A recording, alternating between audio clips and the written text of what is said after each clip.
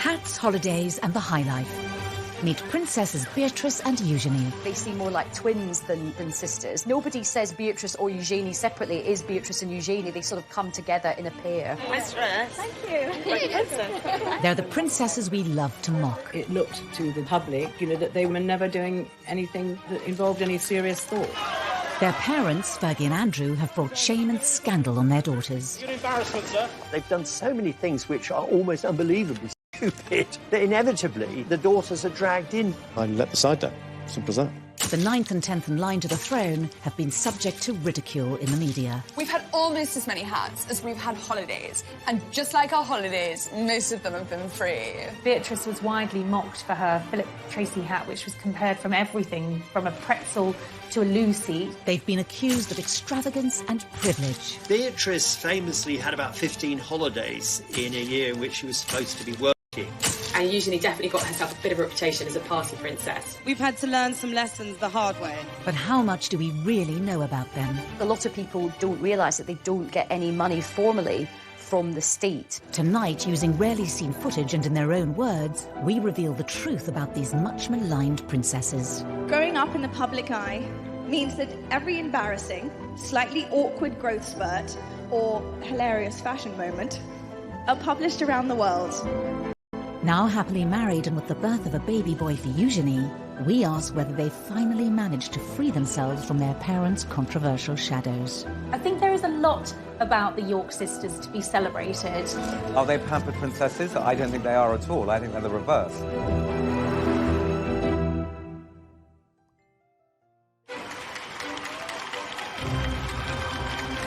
August 1988, the birth of a princess. A first child for Prince Andrew and Sarah Ferguson. There was huge euphoria. Everyone was just delighted that there was another royal baby, and they came out of the hospital and posed outside.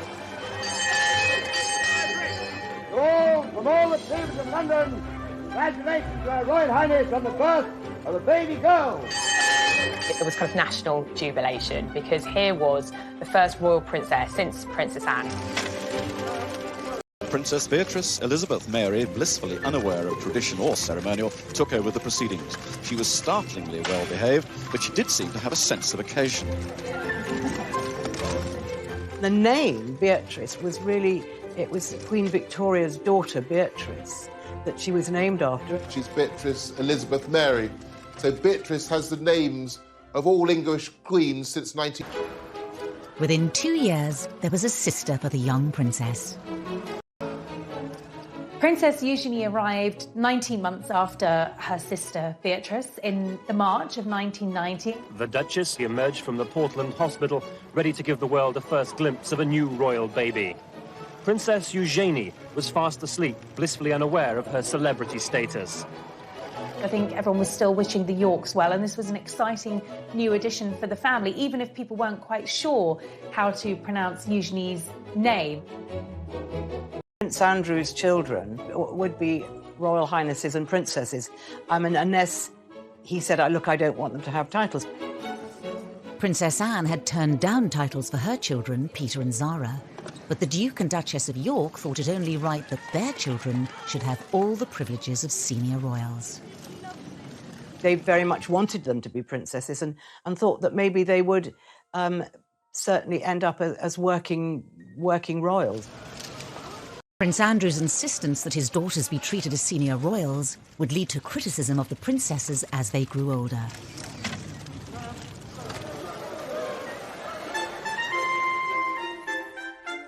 But to really understand the attacks on Beatrice and Eugenie, you have to go back to the marriage of their parents.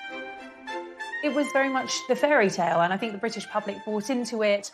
Here was the Queen's favourite son getting married to the vivacious, pretty, bubbly and, very likeable Sarah Ferguson. And at first, the newlyweds could do no wrong. I think Sarah was a breath of fresh air. The royal family really took to her. She just was really suited to Andrew and made, more importantly, Andrew very happy. Kiss her then. Why do you want me to kiss Go on, hurry up. Why? Hurry up! Start filming, quick. Go on, dare you. You're a monster. But the Duke and Duchess of York's honeymoon period with the tabloids didn't last long. This is in an era, the mid-80s, when the monarchy had become tabloid fodder. The era of deference was over, and Fergie and Andrew were great for the tabloids. And that's fine if the tabloids like you, and it's fine if you don't in any way misbehave. Fergie came in for a huge amount of criticism for her lifestyle, for her fashion, and what the tabloids called her work-shy attitude, nicknaming her royal idleness. All attacks her daughters would one day have to endure. There was a time where she could do no right with the press. Sarah would come in gung-ho, maybe not in the right outfit, maybe say sometimes the wrong things. While their mother faced an increasingly hostile press, Beatrice and Eugenie spent a privileged childhood at Sunning Hill, the estate given to Prince Andrew by the Queen as a wedding gift. They had built this rather extravagant, very modern palace, which was famously likened to South Fork in the Dallas TV series, and it obviously became known as South York. So their early days were spent there.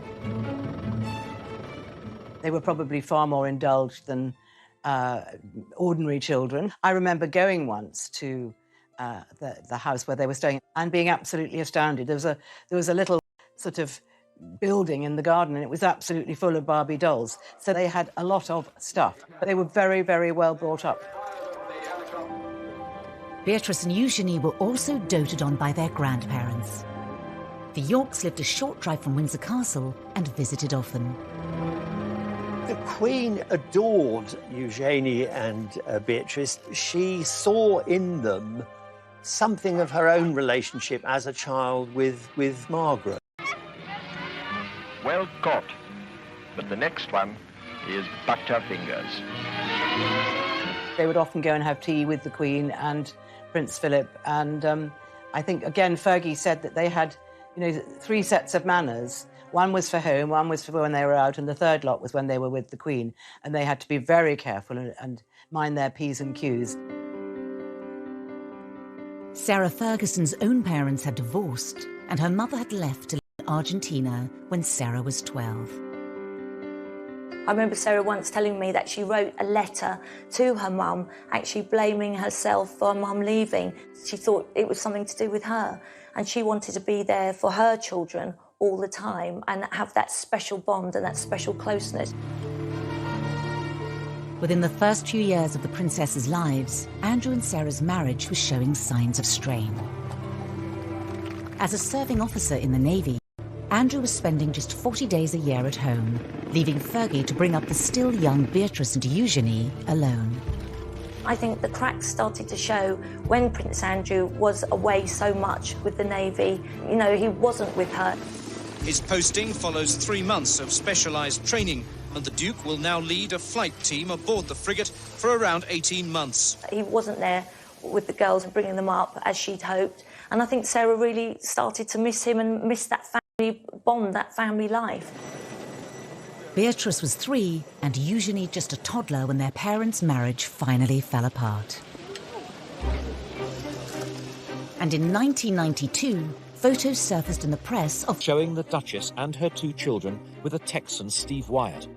Beatrice and Eugenie had a very odd childhood. I mean, where their parents were, on the face of it, that remained friends, but they were seeing other people from quite early on. And I think that was probably damaging in a subtle kind of long-lasting way. In March 1992, the Duke and Duchess of York announced that their marriage was over. The announcement that the Duchess of York had initiated discussions about a separation from her husband came as she arrived to pick up their daughter from school. It's always very difficult for children to see their parents split up. And I think perhaps the Queen even felt more maternal towards them, and that they'd had a very hard time. 5 months after the York separation, Sarah Ferguson was photographed by the press with another man, John Bryant. Yet again, Beatrice and Eugenie were with her. Fergie and the children were round the pool, and she was topless, and John Bryant was kissing her toes. Beatrice and Eugenie are in the background. I mean, they're there. They're sort of parties to what was going on between Brian and their mother. They, of course, didn't know. They were too little and too young, but they were seen as sort of pawns in this rather unfortunate and rather seedy affair. The Daily Mirror's expose had serious consequences for Beatrice and Eugenie's family life. By the time the story broke, the two girls were at Balmoral with their mother and the rest of the royal family. And Andrew was there, and the Queen was there, and Fergie then had to go and apologise to the Queen, and she said she'd never seen the Queen that angry. Beatrice and Eugenie's holiday was cut short as Fergie fled Balmoral, taking the young girls with her. They would have been distracted by the nanny, but they would have known that their mother was very distressed, and they would have taken on her distress. The girls went back down south. I mean, and at this stage, they were no longer living at Sunninghill. Their mother had a rented home not far away. She had a series of rented houses in Surrey and Berkshire that she sort of moved to with alarming regularity, which in itself must have been sort of destabilising for the girls. Fergie was reportedly banished by Prince Philip from family gatherings, making life difficult for the princesses. Christmas at Sandringham is a big family occasion, and suddenly Sarah Ferguson wasn't there. That must be very hard to understand when they were young girls. Why is a farmhouse on the Sandringham estate? The girls obviously spent time with her and slept there, and then on Christmas Day, Andrew would collect them and take them to church, and they'd go back up to Sandringham House for lunch with their grandparents and the rest of the royal family. Meanwhile, Fergie was having her turkey twizzler or whatever she was doing all on her own. Despite the split, Prince Andrew and Sarah Ferguson were determined to do the best they could for their children. Andrew and Sarah obviously separated, but they were very much kind of co-parenting, very much a united family unit. It was more than just a united front for sports days. I mean, you would expect that for school events. But it went far beyond that. I mean, they were going on holiday together. It meant there was a lot of continuity and reassurance for Beatrice and Eugenie that their parents were still very much part of their lives. Despite their best efforts, Andrew and Sarah's marital problems created major upheaval for Beatrice and Eugenie. But the girls would also face their own personal issues. Beatrice, at the young age of 7, realised something wasn't right. She was finding it very difficult to learn.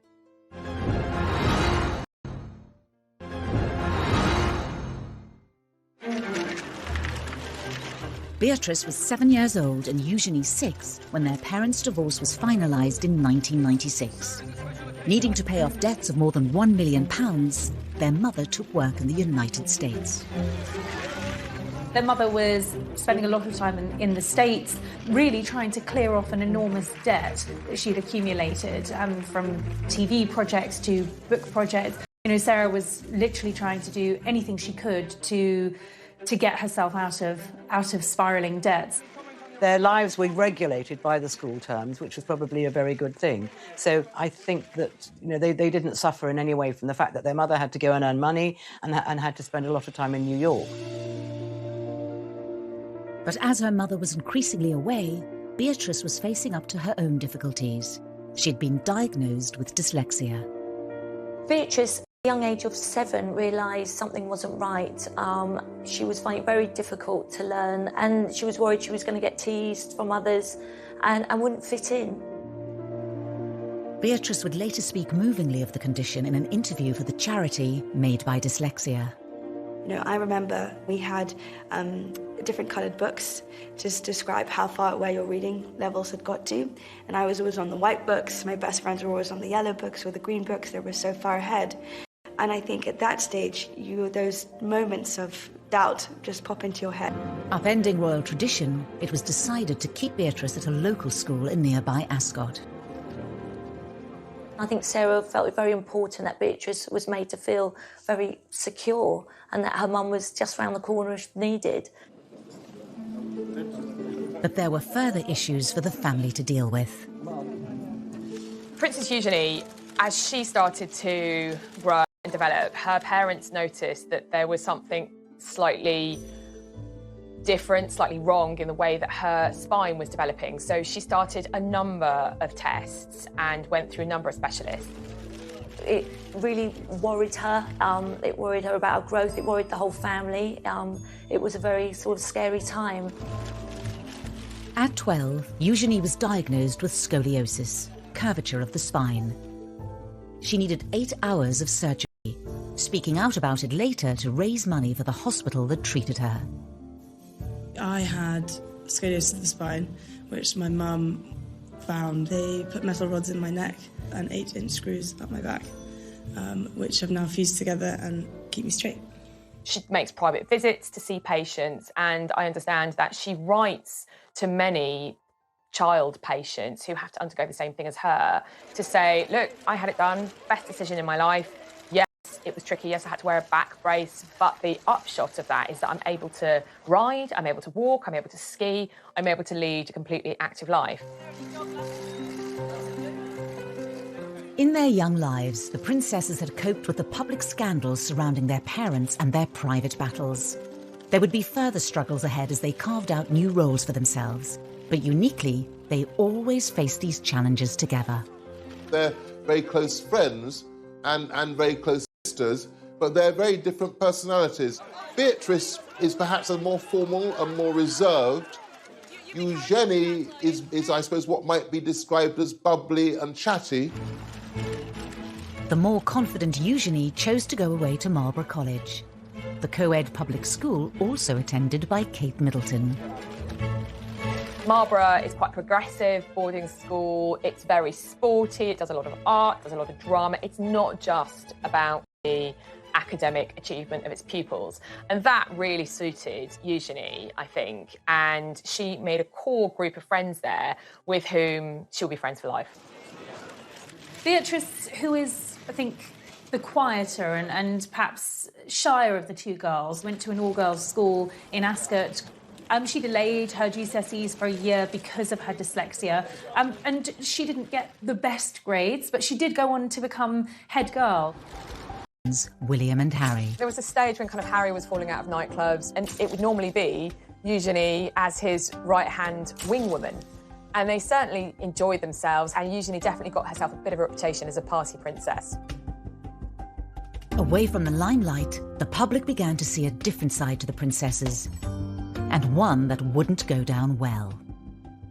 They were mixing with a fast crowd, and it looked to the general public, that they were always having a good time and never doing anything that involved any serious thought. The press was beginning to draw comparisons between Eugenie and Beatrice and their parents. I see myself as a mini mummy, so I kind of have this sort of image that anything you could do, I want to do better. So I want to... I have to tell you, that's easy. The comparisons were not always favourable. When Eugenie went globetrotting on a gap year to mark the end of her A-levels, the tabloids weren't far behind. The suggestion really was that here was a couple who were living beyond their means, cashing in on their royal connections, and weren't Beatrice and Eugenie going to be just the same? It was almost as if they were tarred with their parents' brush from the outset. Eugenie went to South Africa and on to the Far East. She was sort of flitting from country to country, as most middle-class young people do who take gap years. But of course, she was accompanied by police bodyguards, and that meant we, the taxpayers, were paying for policemen to accompany her to the fleshpots of the world. The taxpayers' share of the bill added to the reported £500,000 already spent on the princess's protection each year. Prince Charles decided, as they would not likely to be very senior royals, that this was too much for the public to pay, so he stopped that. Prince Andrew was so angry that he wrote a note to the Queen saying that he wanted them to be considered as proper royals and he did not want the protection officers to leave them.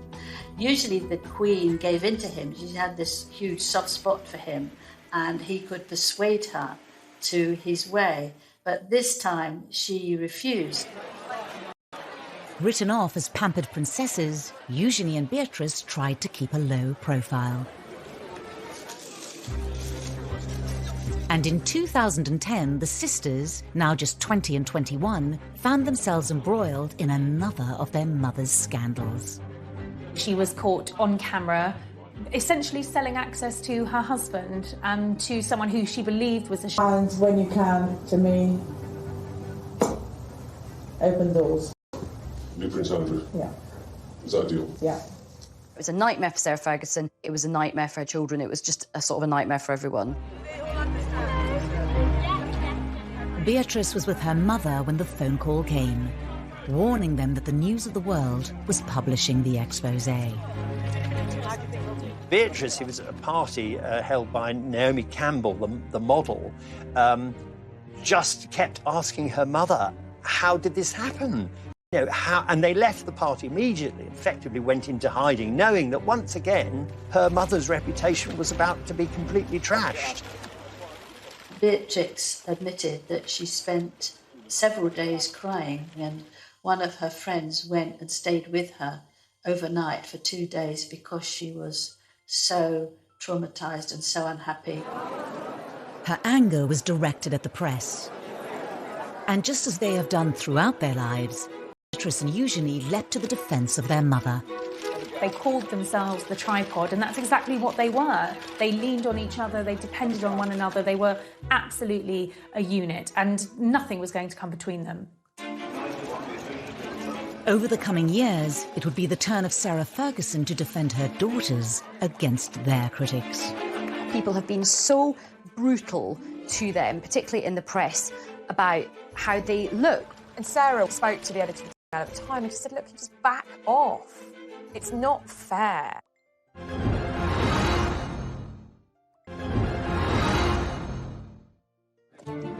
Prince Andrew's insistence that his daughters receive royal titles at birth immediately put them under the glare of the world's media. As young girls growing up, Beatrice and Eugenie had less of a place in the spotlight than William and Harry, but there was still a lot of press interest in Beatrice and Eugenie. This, along with the scandals and embarrassments that have engulfed their parents, has meant that Beatrice and Eugenie have also been in the firing line. The whole family is seen as a soft target because the parents particularly have made so many, mistakes is being generous, that inevitably the daughters are dragged in. I think there are times when it looks as though the girls are just being knocked because it's turned into something of a national sport, and particularly when it comes to their fashion sense. The two princesses have become renowned for their bold designer outfits. People have been so brutal to them, particularly in the press, about how they look, which is just so old-fashioned and sort of sexist in this day and age. The two of them are quite similar. Fergie was often criticised in the press for getting it wrong in the fashion stakes. You know, her fashion choices were bold, some might say garish, always over the top. And I suppose when we started seeing Beatrice and Eugenie taking a leaf out of Fergie's fashion book, history repeated itself. But it was when Beatrice and Eugenie were seen arriving at their cousin William's wedding in 2011 that the ridicule reached new heights. I don't think they will ever live down the outfits that they wore to the royal wedding. Sarah had paid a fortune to have them styled for the wedding day so that they looked the part. Beatrice's choice of hairwear instantly created a national debate. Beatrice was widely mocked for her Philip Tracy hat, which was compared from everything from a pretzel to a loo seat. She became a meme instantly. There were lots of jokes going around that it was like a television aerial. This hat was like another guest. It was like the most talked about guest at Kate and William's wedding. Within hours of the wedding, the silk fascinator, costing around £2,000, had earned its own Facebook page, and hundreds of photoshopped images of the headpiece were shared online. It did get the headlines, maybe for the wrong reasons, but they're very confident, and I think they have this wonderful knack of just, laughing it off. The princesses used a charity speech to showcase their positive attitudes. Growing up in the public eye means that every embarrassing, slightly awkward growth spurt or hilarious fashion moment are published around the world. Together, have laughed, together we have cried. Ultimately, though, together we fueled each other's sense of humour.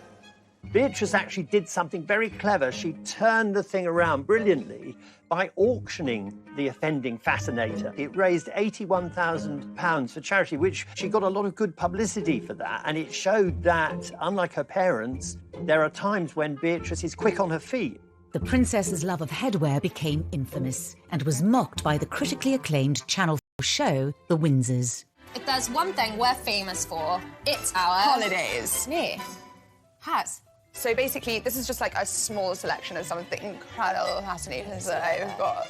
So, and these cost like in and around about £1,000, £2,000 each, which is a lot, like if you're poor. They were called the Frumpy Sisters, the Two Ugly Sisters. You know, the press were very cruel, and that must have been incredibly upsetting for them. In 2018, the princesses opened up about how the scrutiny has at times taken its toll, particularly after one royal engagement. They spent an hour or two in Buckingham Palace meeting dozens and dozens of people doing the royal job, and admitted that they were both in tears and trying to comfort each other because they felt they'd been so badly treated. Even Beatrice's weight was criticised when she was just 19, proving once again that life in the spotlight came with serious downsides. Beatrice was pictured on a beach in a bikini, and those pictures were published in all of the newspapers.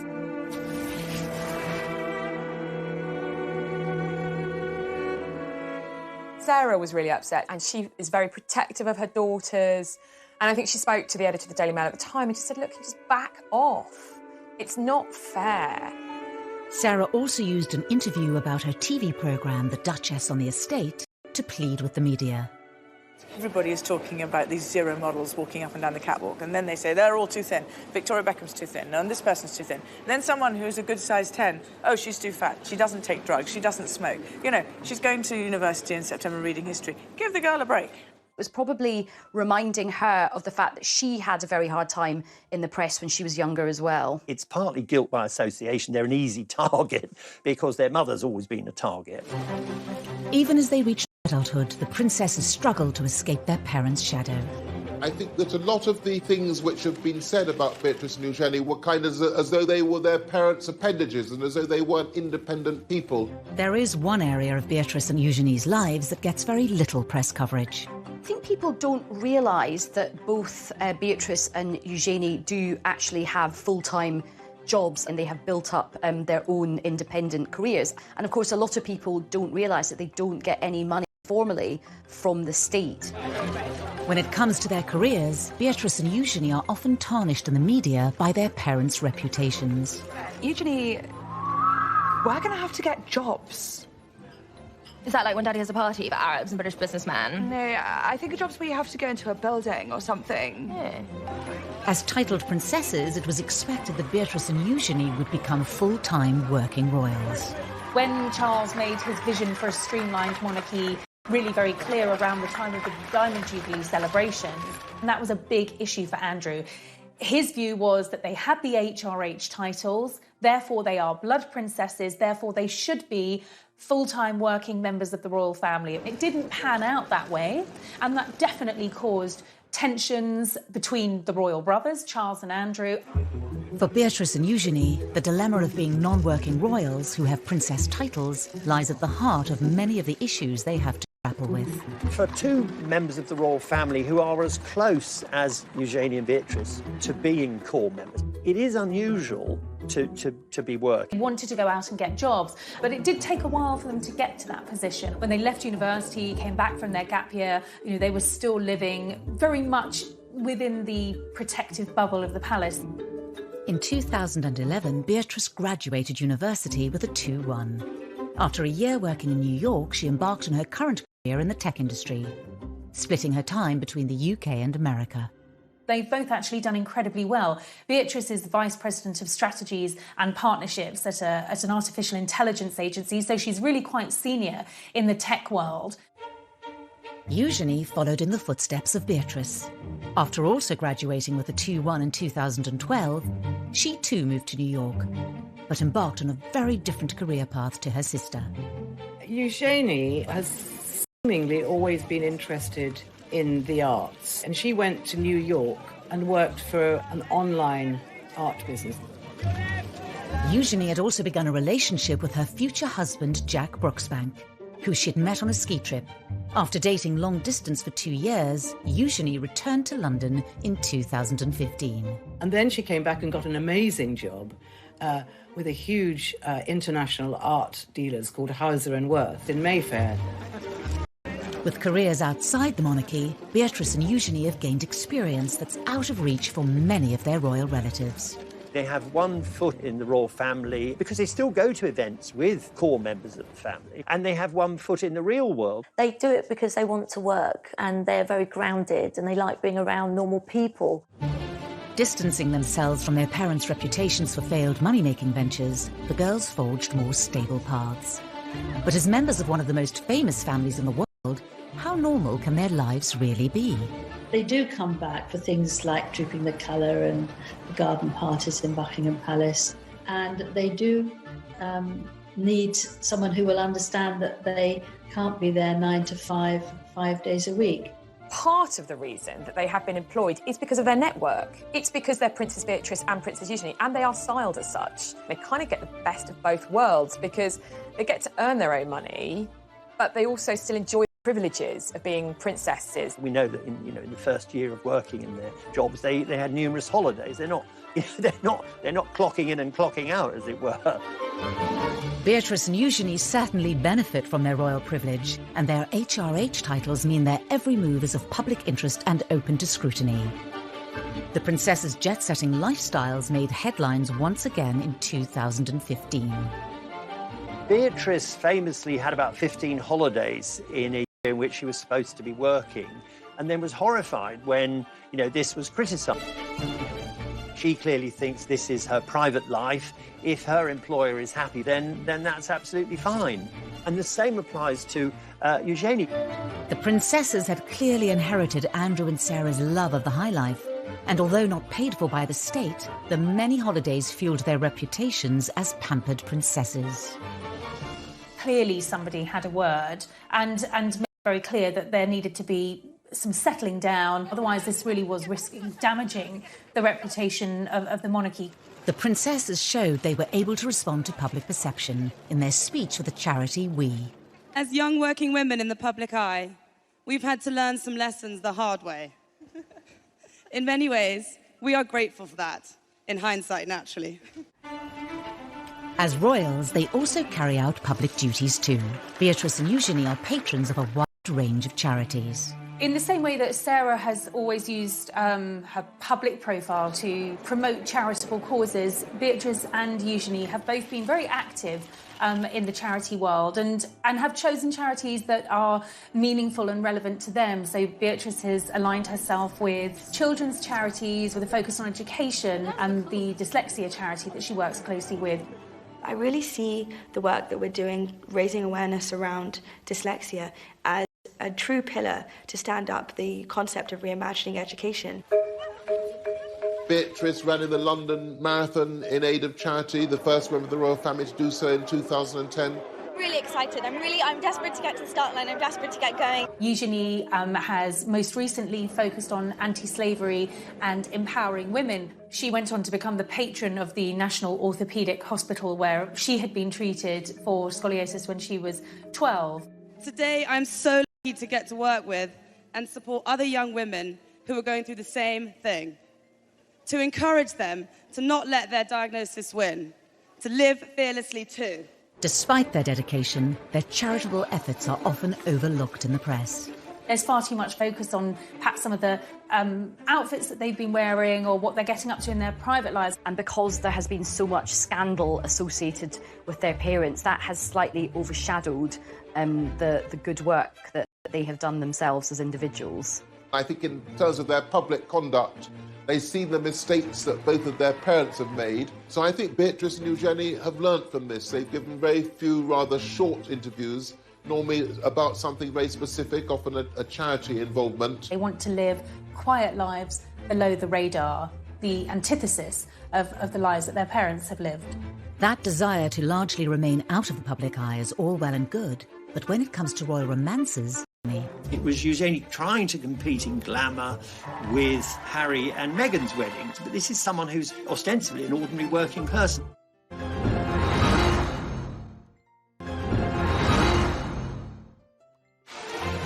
The world's media love a royal romance. As the tabloids fixated on Prince William's relationship with Kate Middleton and Prince Harry's rumoured girlfriends, love was blossoming under the radar for Prince Eugenie and Jack Brooksbank. It was something they talked about in a rare TV interview watched by millions on the BBC's The One Show. We were skiing, weren't we? Verbier. In a friend's place in Nendas, next to Verbier. We were skiing, which was amazing. Love at first sight. Was it? For the pair of you? We met when I was 20 and Jack was 24 Yeah. and fell in love and we had the same passions and drive for life. They were introduced through mutual friends. He was 4 years older than her, gone to Stowe School, came from a good background. What a lovely couple, great fun. Jack is just very relaxed, very normal. They both like to have a sort of late night, have a few drinks, and it was just an instant chemistry and attraction.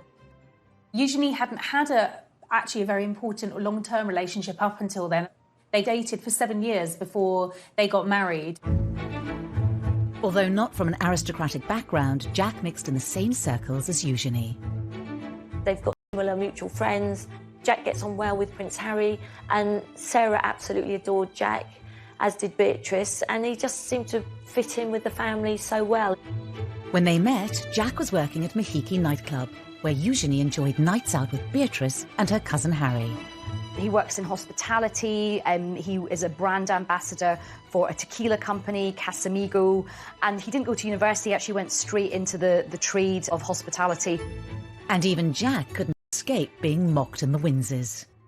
Hello, Beatrice. Hi, Jack. I'm just off to work. Have a good day, darling. Tequila. Shots. Eugenie and Jack announced their engagement in 2018. To mark the occasion, the couple also did an interview with ITV's long-running daytime show This Morning. How would you describe each other in just 3 words? She's this bright, shining light. I was quite surprised that they did an engagement interview because they do occupy this kind of hinterland between... They're not senior working royals. They are private individuals. So ordinarily, you wouldn't have a engagement interview for a private royal. So the iconography was, this is a royal wedding. And the interview was in Buckingham Palace. But Eugenie's big day had to be put on hold. We could marry Jack, even though they'd been engaged for a long time. There was a certain amount of upset about that, and upset about being told you've got to wait. The British public won't be able to be even remotely enthusiastic about this wedding. As a senior royal, Harry's wedding came first, but Prince Andrew was apparently determined to make sure that his daughter's was no less important. I think particularly Prince Andrew, he's always been a bit miffed that they were never made full working members of the royal family. So I think this was his opportunity to really show them off to not just the country, but to the world and say, yeah, my daughters are absolutely up there with, you know, William and Harry. Eugenie's big day was looking to be an extravagant affair. Prince Andrew very much wanted to have a big funfair for his daughter. It was very difficult because I feel that a lot of the public didn't want this. They thought it was a waste of taxpayers' money from the security. They aren't senior royals, so why should they have the same as Prince William and Prince Harry? And a lot of it, of course, revolved around Prince Andrew, whose reputation was sinking fast by this stage, and it was seen as sort of him being too excessive.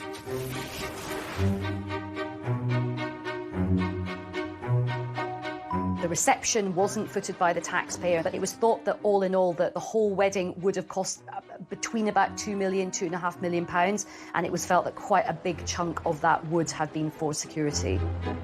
Eugenie already seemed to be an easy target in the press because of her parents' reputations, but the excessive nature of the wedding opened her up to serious scrutiny. She was once again branded the pampered princess. It was Eugenie trying to compete in glamour with Harry and Meghan's weddings, but this is someone who's ostensibly an ordinary working person.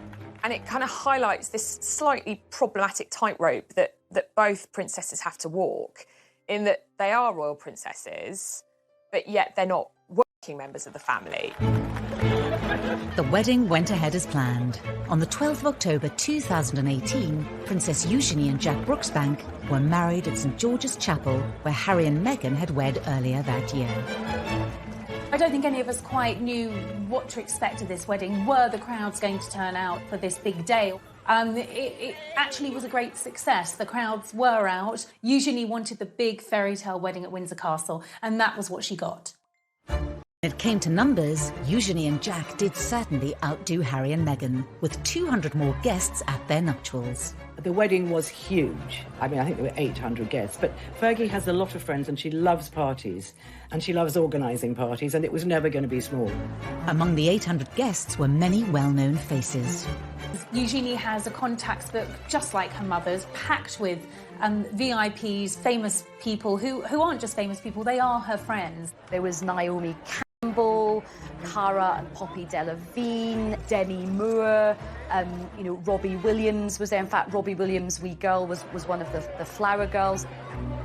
There was another night of partying at the Royal Lodge, and this was a big affair with dodgems and sort of fairground rides. It certainly was star-studded, but of course Eugenie and Jack's families were central to the celebrations.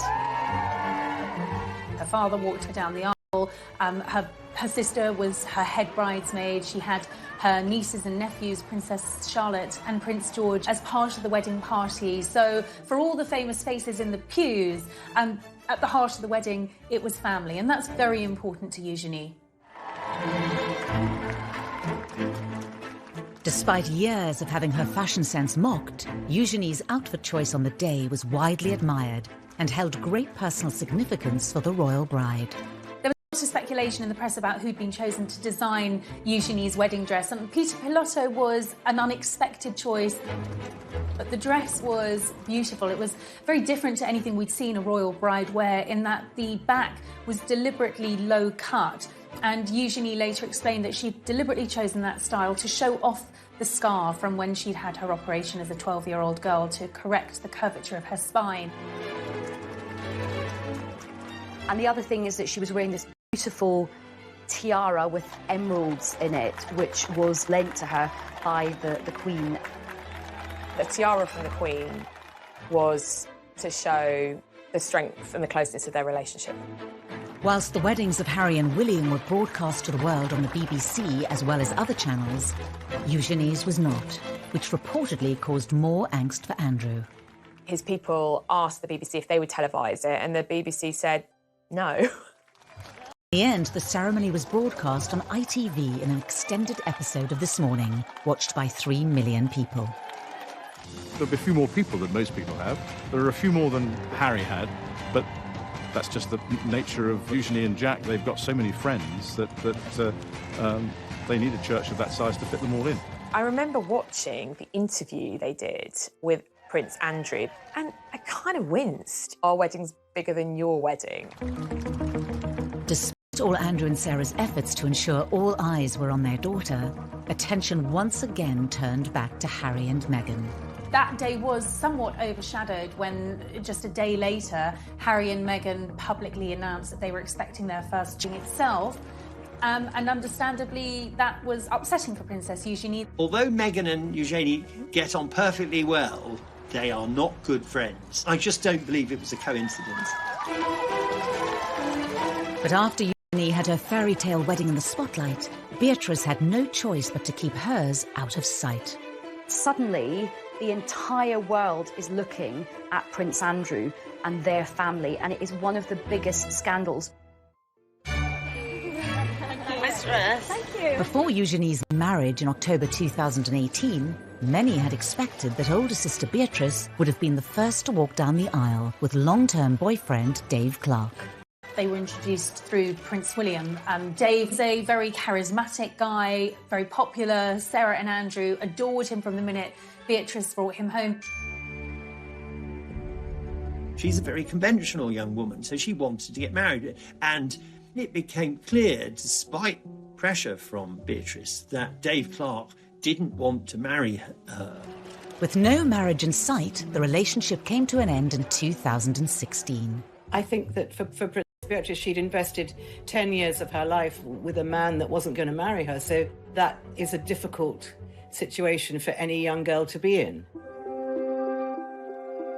But a little over 2 years later, Beatrice found love again, after spending time with friend of the family, Edoardo Mozzi.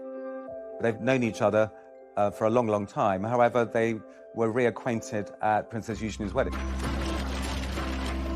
This was a courtship that moved very quickly compared to her previous relationship.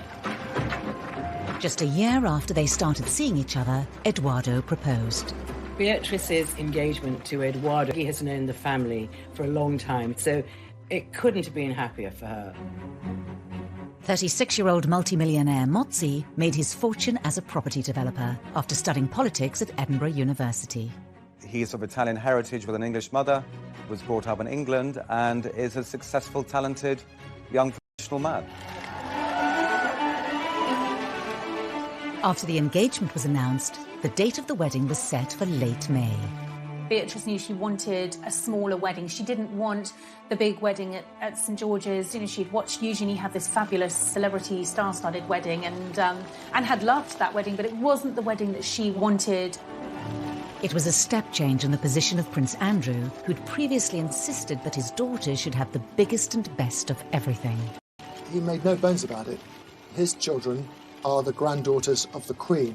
That gives them a certain status and a certain position. He felt they were entitled to the kind of wedding that Harry had enjoyed and that other members of the royal family had had over the years. Beatrice's wedding to Edo Mozzi was always planned to be a smaller affair than Eugenie's wedding. You just couldn't do the same thing again. There'd been too many criticisms.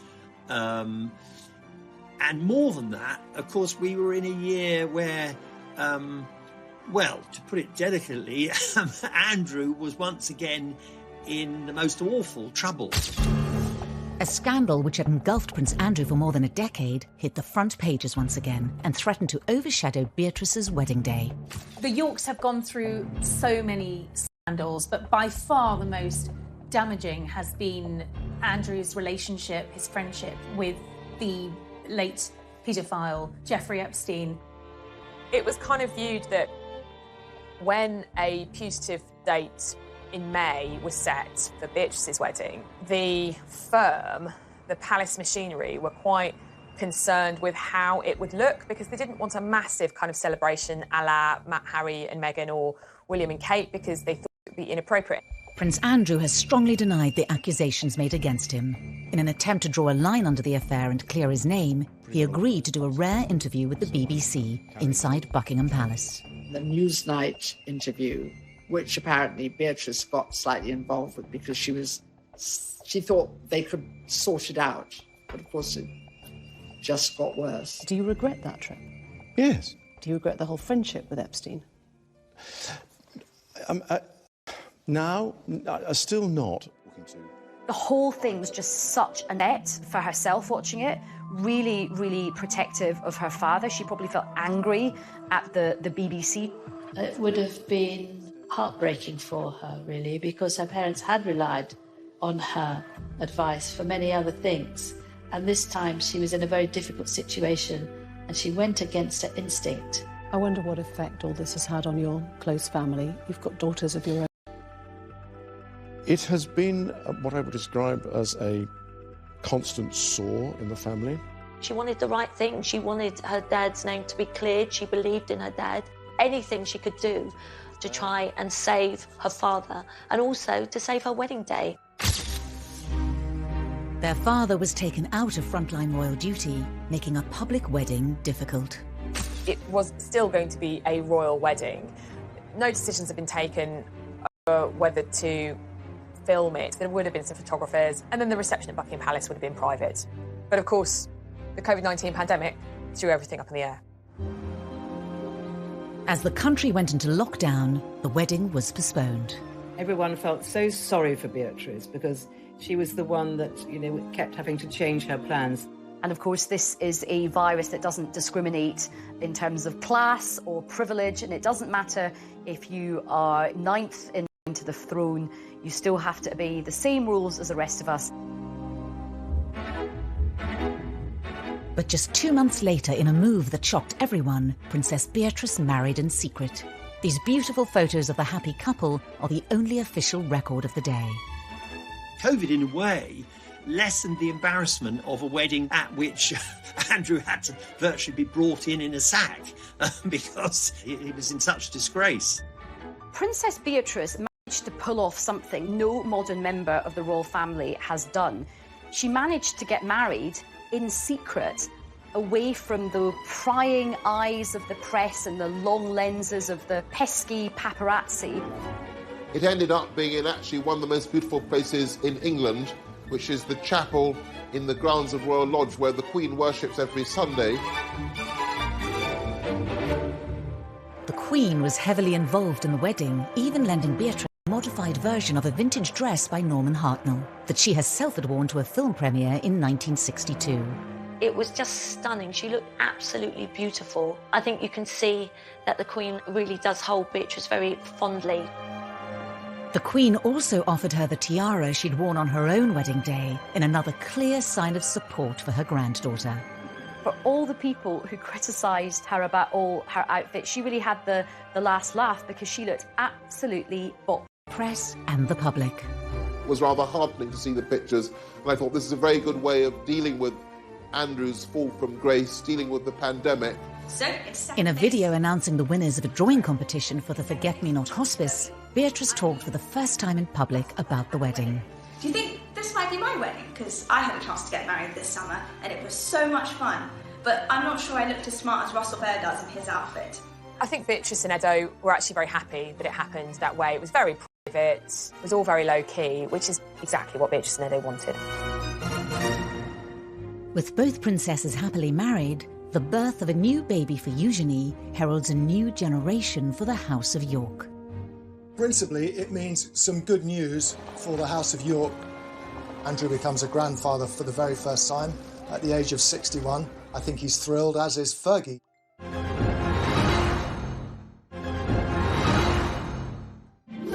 On February the 9th, 2021, the palace announced the birth of Princess Eugenie and Jack's first baby, a boy.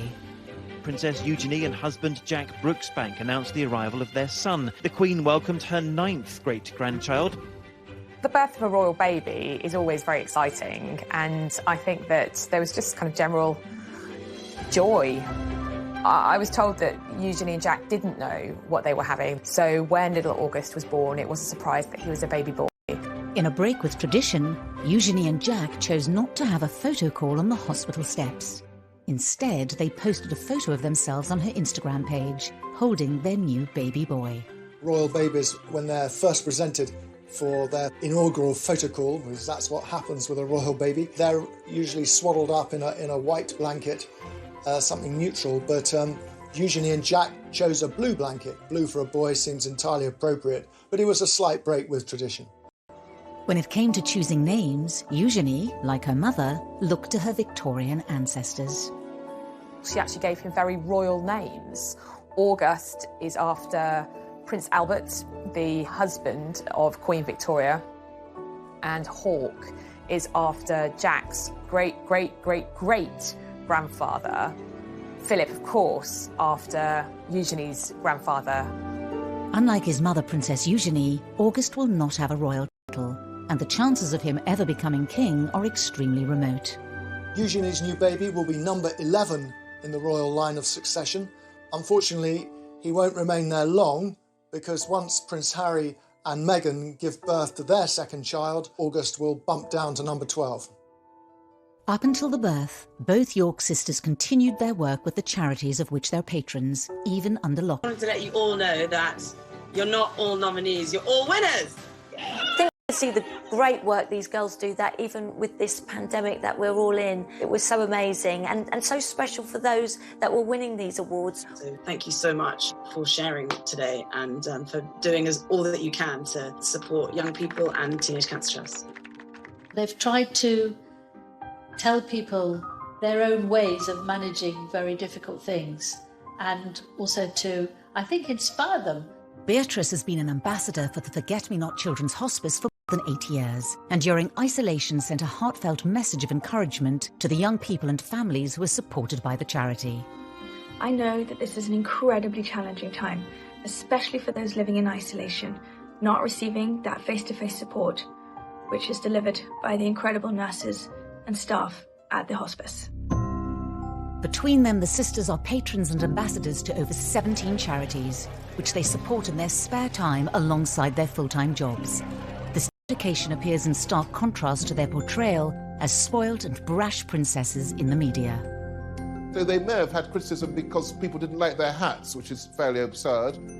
They see themselves as having a duty to the Queen to be good princesses for the rest of their lives and to do great charitable work and support the country and the Queen. I don't ever hear anything unpleasant about them. Everybody that meets them says how charming they are, which is really nice. Nice for Fergie too, because it means at least she's done something right. Throughout the scandals and deep embarrassments, the York princesses have remained loyal to their disgraced parents. Prince Andrew and Sarah have the most amazing relationship. It was one of the happiest divorces I've ever known, and they get on so well, and they even live together. Their parents are always in the papers, usually on the receiving end of pretty negative headlines. And I think to a degree, the girls have been tarred by the same brush. I think they've been in a very difficult position. They have had the burden of the HRH title whilst trying to create independent lives for themselves. I think sometimes it might be nice to see them celebrated for some of the good things that they do. We're working on it. Thank you for talking to us. Thank you. So it's as if everyone's waiting for them to make a bigger blunder. You know, the parents have been a godsend to the newspapers for 30 years. You just have to wait, and they'll do something even worse than the last thing that they did. But I don't think the daughters will do that. The York family have created their own sort of fortress against all the sort of slings and arrows that have been thrown at them. And they've got so many other things going on that they're able to do this. Both women want to have a happy marriage that, frankly, their parents didn't have. They don't want to go through what their parents went through in the spotlight. They want to live quiet lives below the radar, the antithesis of the lives that their parents have lived. Beatrice and Eugenie have worked hard to balance two very different lifestyles and carve out a modern role for themselves in the royal family, something that other members have been unable to achieve. I think actually that Beatrice and Eugenie have been very successful in combining their royal persona with their ordinary working persona, and they seem to have kind of struck the right note with that. I think that both of them are able to be in the modern world and are both able to bridge the world and the occasional formality of the royal family with the modern world of work. With Prince Andrew and Prince Harry both taking a step back from frontline royal duties, could a more prominent role for the royal princesses beckon? We've lost Harry and Meghan from the royal firmament. Prince Philip's retired. Andrew, he's never going to come back to full-time royal duty. So effectively, you've lost 4 senior members of the family: Philip, Andrew, Meghan and Harry. That does leave a void. So it may be that one or both of these daughters start to play a bigger part. The Duke and Duchess of Cambridge have done a brilliant job, but they can't do everything. Nobody can be everywhere. If Beatrice and Eugenie do step up to fill the royal gap, will they be able to change the way we all see them? Are they pampered princesses? I don't think they are at all. I think they're the reverse. They've had to deal with a lot of criticism. You can certainly detect a softening in the attitude of the newspapers to Beatrice and Eugenie. Even the most hard-bitten hack doesn't feel any longer that 2 daughters who haven't really done anything wrong should be pilloried. The girls have definitely won over the public. I think that the public are definitely looking at them with different eyes. The road has sometimes been a bumpy one, but they are married, they are really free, I think, from their parents now in a way that they haven't really been up until now. They are financially independent, they are living their own lives. And I think there is a lot about the York sisters to be celebrated.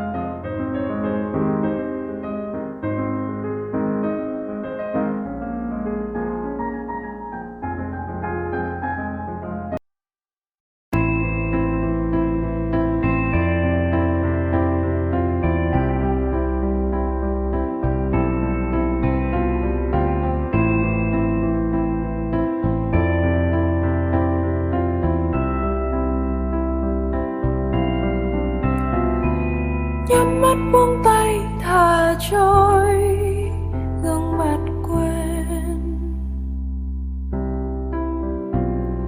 Chiếc lá thu bay thổi tung bao kỷ niệm, và em lại nhớ anh, dần quên nỗi nhớ anh.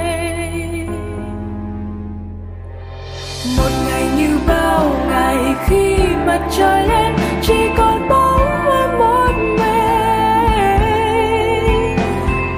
dọn sạch những tiếng cười, đôi lời yêu đương và một chiếc hôn muộn màng. Bước đi không quay đầu lại, bước đi không quay đầu lại. Hát những câu ca buồn vui không ai hay, đời vẫn sẽ như mơ kể cả khi xa rời anh. Rồi em lại nhớ anh, phải quên nỗi nhớ anh. Một ngày như bao ngày khi mặt trời lên, chỉ còn bóng em một mình, dọn sạch những tiếng cười, đôi lời yêu đương và một chiếc hôn muộn màng. Bước đi không quay đầu lại, bước đi không quay đầu lại.